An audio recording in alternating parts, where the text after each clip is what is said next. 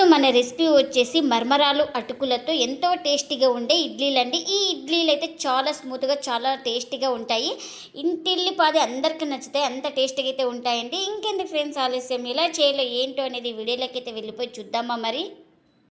ఇంకా ముందుగా ఒక పెద్ద బౌల్ అయితే తీసుకొని ఇప్పుడు ఇందులోకి 2 కప్పుల దాకా మర్మరాలు అయితే వేసుకోవాలి. 1 కప్ అయితే వేసుకున్నా, ఇంకా 2 కప్పులు కూడా వేసుకున్నా, 2 కప్పు కూడా వేసుకున్నా. ఇంకా అటుకులు వచ్చేసి 1/2 కప్ అయితే తీసుకుంటున్నాను, ఇందులోకి వేసుకోవాలి. ఇంకా ఇప్పుడు వీటిని ఒక 2 సార్లు శుభ్రంగా మంచినీళ్ళు అయితే వేసుకొని వాష్ చేసుకుందాం. మనకు డస్ట్ ఉంటుంది కాబట్టి ఇంకా ఒక 2 సార్లు అయితే ఇంకా వాష్ చేసుకోవాలి. ఇది సెకండ్ టైం అండి. ఇంకా సెకండ్ టైం అయితే చూపిస్తున్నాను. ఇలా బాగా వాటర్లో అనేసుకొని ఇంకా మన ఇంట్లో స్ట్రైనర్ ఉంటుంది కదా, స్ట్రైనర్లకి అయితే వేసుకోవాలి. లేదంటే ఇలా చిల్లుల గిన్నె ఉంటే కూడా ఈ చిల్లుల గిన్నెలకి వేసుకుంటే మనకు వాటర్ అనేది ఇంకా ఆ చిల్లుల గిన్నె నుంచి బయటకైతే వెళ్ళిపోతుంది. ఇంకా ఇలా ఒక 2 నిమిషాలు వదిలేస్తే మనకు వాటర్ అనేది వెళ్ళిపోతుంది. ఇంకా ఒక 2 నిమిషాల తర్వాత అయితే వాటర్ అన్నీ మనకు పోయినాయండి. ఇప్పుడు ఇలా పొడి పొడిగా ఉండాలి మనకు. మిక్సీ జార్ అయితే తీసుకొని ఇప్పుడు ఇందులోకి ఇంకా ఈ అటుకులు మరమరాలు అయితే వేసుకుంటున్నాను. ఇంకా మూత పెట్టేసుకొని గ్రైండ్ చేసుకోవాలి. ఇక్కడ వాటర్ అయితే ఏమి వేయకూడదు. మనకు గ్రైండ్ చేసుకున్న తర్వాత ఇలా అయితే ఉండాలి. కొంచెం అక్కక్కడ పలుకులుగానే ఉంటే చాలా టేస్ట్గా అయితే ఉంటుందండి మనకు మరమరాలు. ఇంకా ఒక బౌల్ తీసుకొని ఇప్పుడు ఇందులోకి 1 కప్పు దాకా ఇడ్లీ రవ్వని అయితే తీసుకోవాలి. ఈ ఇడ్లీ రవ్వని ఒకసారి శుభ్రంగా వాష్ చేసుకుందాం. ఇంకా వాటర్ అయితే వేస్తున్నాను.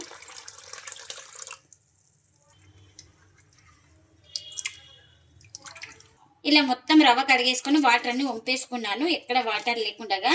మనం ఇప్పుడు ఇందులోకి మరమరాలు అటుకులు పేస్ట్ అయితే వేసుకుంటున్నాను. ఇంకా ఇప్పుడు ఇందులోకి 1/2 కప్పు దాకా పెరుగును కూడా వేసుకుంటున్నా. ఇంకా ఇదే కప్పుతో 1 కప్పు వాటర్ కూడా వేసుకుంటున్నాను నేను ఇక్కడ. ఇంకా ఈ వాటర్ పెరుగు అన్నీ వేసేసుకొని చేతితోనే కలిపేసుకుందాం. మనం స్పూన్తో కన్నా చేతితో బాగా కలిసిపోతుంది మొత్తం అయితే పిండి అయితే మనకు. ఈ రవ్వ మరమరాలు పేస్టు పెరుగు అంతా ఇలా ఎక్కడ ఉండలు లేకుండా బాగా కలిపేసుకున్నాను. ఇప్పుడు ఇందులోకి రుచికి తగినంత సాల్ట్ని కూడా వేసుకోవాలి. ఇంకా ఈ సాల్ట్ కూడా వేసేసుకొని మొత్తం బాగా కలిపేసుకుందాం. ఇక్కడ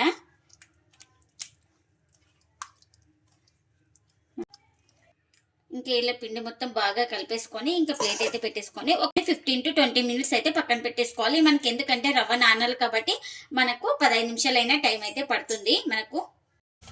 ఇంకా ఒక కడాయి పెట్టేసుకొని 1 స్పూన్ ఆయిల్ అయితే వేసుకున్నాను. ఆయిల్ కూడా హీట్ అయింది మనకు.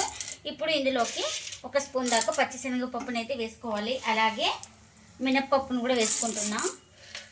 ఇంకా ఇప్పుడు ఒక 1/2 స్పూన్ దాకా ధనియాలు అయితే ఇలా క్రష్ చేసుకుంటూ వేసుకోవాలి. అలాగే ఒక 1/2 స్పూన్ జీలకర్రను కూడా వేసుకుంటున్నా. మనకు ఈ పోపు దినుసులన్నీ బాగా ఫ్రై అయిపోయినాయి కదా. ఇప్పుడు ఇందులోకి పొట్టుతో సహా వెల్లుల్లి రెబ్బలు అయితే ఒక 6 నుంచి 7 దాకా అయితే వేసుకోవాలి. అలాగే కారానికి తగినంత ఎండుమిర్చి అయితే వేసుకుంటున్నాను నేను ఇక్కడ.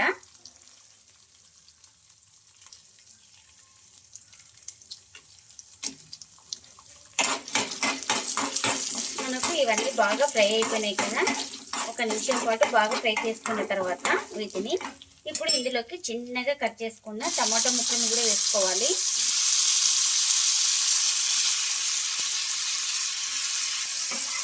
ఇంకా ఈ టమాటో ముక్కలు వేసుకున్న తర్వాత ఒకసారి మొత్తం బాగా కలిపేసుకుందాం. చట్నీకి సరిపోయేంత ఉప్పు అయితే వేసుకుంటున్నాను టమాటో చట్నీకి. అలాగే ఒక 1/4 టీ స్పూన్ దాకా పసుపు. ఇంకా ఇవన్నీ వేసేసుకొని మొత్తం బాగా కలిపేసుకుంటున్నాను నేను ఇక్కడ. మనకు టమాటో ముక్కలు అయితే సాఫ్ట్గా బాగా మెత్తగా ఉడికిపోవాలి ఇందులో ఈ తాలింపులో. మీరు కావాలనుకుంటే చింతపండు ఇందులోనే వేసుకోండి. నేను చింతపండు ఎక్కువ వాడానండి, అందుకని నేను వేసుకోవడం లేదు. మీరు కావాలంటే ఈ పోపులోనే వేసుకోవచ్చు చింతపండును. ఇంకా మనం స్కిన్ సపరేట్ అయ్యే వరకు అయితే ఉడికించుకున్నాం కదా. ఇంకా ఇప్పుడు స్టవ్ అయితే ఆఫ్ చేసుకొని పూర్తిగా చల్లారిన తర్వాత అయితే గ్రైండ్ చేసుకుందాం. ఇంకా చల్లారిన తర్వాత అయితే ఒక జార్ అయితే తీసుకొని ఇంకా జార్లోకి ఇంకా టమాటో ముక్కలు అన్నీ వేసుకుంటున్నాను. పూర్తిగా చల్లారిన తర్వాతనే గ్రైండ్ చేసుకోవాలి. ఇంకా మూత పెట్టేసుకొని గ్రైండ్ చేసుకోవాలి. ఇంకా గ్రైండ్ చేసుకున్న చట్నీని ఒక బౌల్ తీసుకొని ఇంకా అందులోకి అయితే వేసుకుంటున్నాను. ఈ టమాటో చట్నీకి పోపు కూడా పెట్టేసుకున్నాను. ఇంకా పోపును కూడా వేసేసుకుంటున్నాను ఈ చట్నీ పైన. ఇంకా మనకు టమాటో చట్నీ అయితే రెడీ అయిపోయింది. ఇంకా ఇప్పుడు ఇడ్లీ ప్లేట్స్ అయితే తీసుకొని కొంచెం ఆయిల్ అయితే వేసుకొని ఇలా ఆయిల్ వేసుకొని మొత్తం ప్లేట్స్కి అయితే అప్లై చేసుకోవాలి. ఇలా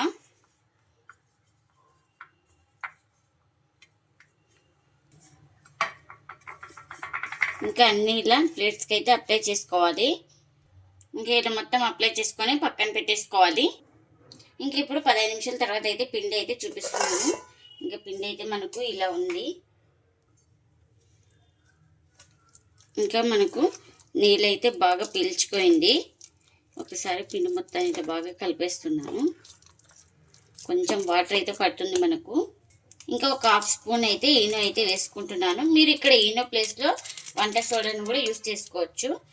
ఇంకా ఈనో వేసుకొని ఇప్పుడు మనం కొద్దిగా వాటర్ అయితే వేసుకుంటున్నాను. ఇలా వాటర్ వేసుకోవడం వల్ల మొత్తం మనకు బాగా కరిగిపోయి బాగా పిండి అయితే సాఫ్ట్గా వచ్చేస్తుంది. ఈనో వేయడం వల్ల ఇట్లా ఈనో వేసుకొని పిండి మొత్తాన్ని బాగా కలిపేస్తున్నాను. ఇంకా ఈ స్టేజ్లోనే ఉప్పు ఏమైనా తక్కువ అయింటే ఇంకా ఈ స్టేజ్లో ఉన్నప్పుడే ఉప్పు వేసుకొని బాగా కలిపేసుకోవాలి పిండిని. ఇంకా ఈనో వేసుకొని బాగా కలిపేసుకున్నాను. ఇప్పుడు ముందుగానే ఇంకా ఆయిల్ అయితే అప్లై చేసుకున్నాం కదా, ఈ ఇడ్లీ ప్లేట్స్కి అయితే ఇంకా ఫిల్ చేసుకుందాం. ఇలా మొత్తం కొంచెం పిండిని అయితే పెట్టుకొని బాగా సెట్ చేసుకోవాలి.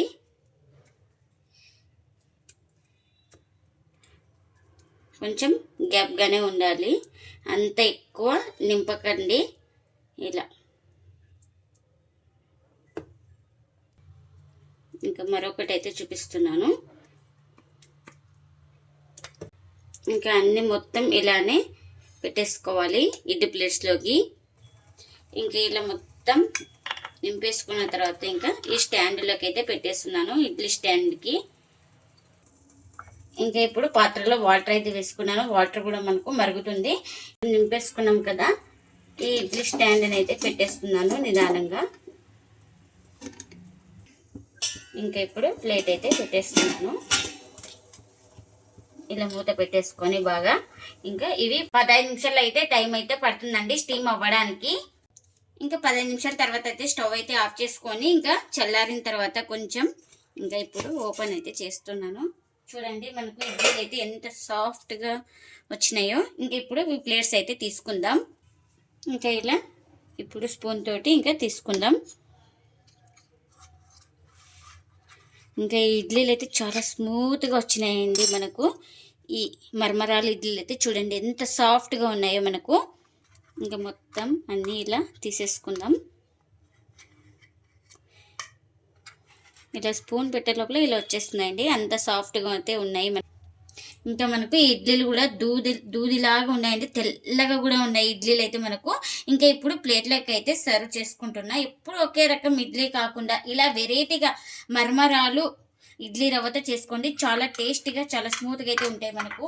ఇంకా మనం ఇందులోకి టమాటో చట్నీ అయితే చేసుకున్నాం కదా, ఇంకా అది కూడా సర్వ్ అయితే చేస్తున్నానండి. చూడండి ఇంకా ఇప్పుడు మీకు చూపిస్తున్నాను. చూడండి చాలా సాఫ్ట్గా అయితే ఉన్నాయి ఇడ్లీలు, చాలా మెత్తగా కూడా ఉంటాయండి.